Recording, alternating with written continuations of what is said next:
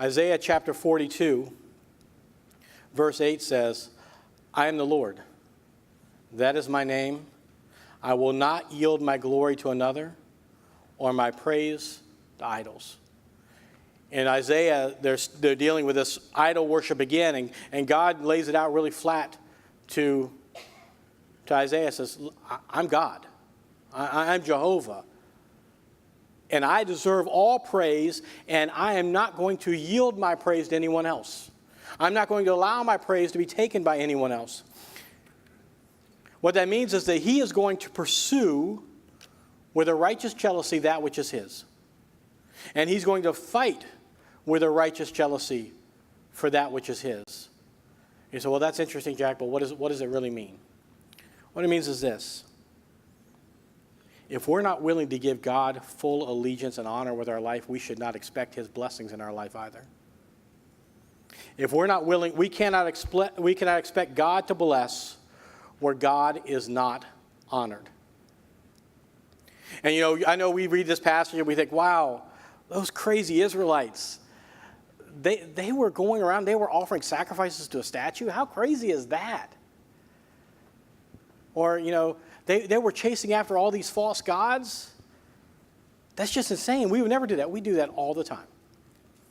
We're a little more sophisticated today. We don't make our idols out of wood and set them up in our living room and worship to them. But if we're honest, we all struggle with idols in our life. We have modern day idols, and an idol is anything that tries to get between us and the God who demands full allegiance from us.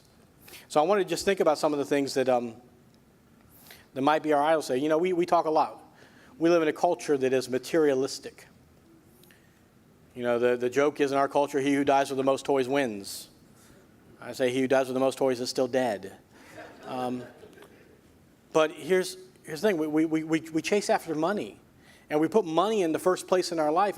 And we want to make that extra dollar no matter what it costs. No matter what we have to sacrifice, we want to chase after money. And God repeatedly throughout the scriptures warns us about the love of money, because the love of money roots into us and gets us into all kinds of trouble. So some of us have a problem with the idol of money. A lot of men here, I'm not saying only men struggle with this, but I've noticed men struggle with this more than others. We struggle with the idol of prestige. We want to feel important. We want to feel respected. We want to feel like people look up to us. And sometimes we can allow that desire for prestige to get between us and the God who says, I want your full allegiance. Because rather than chasing after the God of the universe, we're chasing after what people think of us. And that's an idol. That's a false God that pulls us away. There's some things that are even good that can become an idol.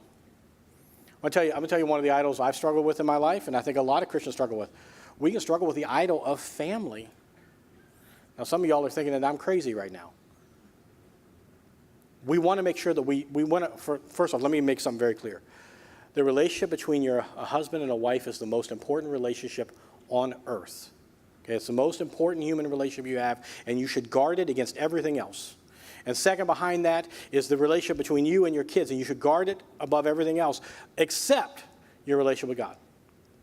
You realize that we can actually place our families and our children on a pedestal to the point where they become a hindrance to us following after the God of the universe and doing the things that God has called us to do. We had Dave Giles here sharing about how his hardest job is to try to convince young people to go to the mission field. He can convince the young people really easily that they're called to the mission field, or help them understand the call that God has placed on their life. What he has a hard time doing is convincing mom and dad to let them go, because they worship at an idol of safety and security, and they want their kids to be safe and to live right next door for the rest of their lives. And we can elevate our kids also at times where God calls us and we say, well, I can't do that because that might put my child into a place where I don't want him to be. And we have to trust God. Now, I'm not telling you to be careless with your kids. Please don't call Child Protective Services on me. But what I want you to understand is these relationships have to be lined up under the relationship that God has given us. A lot of men have sacrificed their God to their Eve. And we need to be wise about that. We need to understand that our relationship with our wife has to be secondary to our relationship with our God and Father. Now, other things that are not so great. One of the big idols of our day, entertainment. Entertainment, let's go have fun. And we'll go watch stuff that's just garbage. and not even worry about what Satan is planting in our mind because of it. And we're not putting our God first. We're allowing our desire to be entertained to become a false idol that drives us away. And another one is rest. I do believe that we run at too high a pace sometimes, and we need to control our pace. But what I've seen a lot is a lot of people say, well, you know what? Man, I can't go to church tomorrow. I had a really long day today on Saturday having fun. I want you to understand, that's fine occasionally. But if you're not careful, that becomes an idol where your rest and your entertainment becomes something that separates you from the body of Christ. Okay? We have some idols in our life, is my point. We have to be careful about them.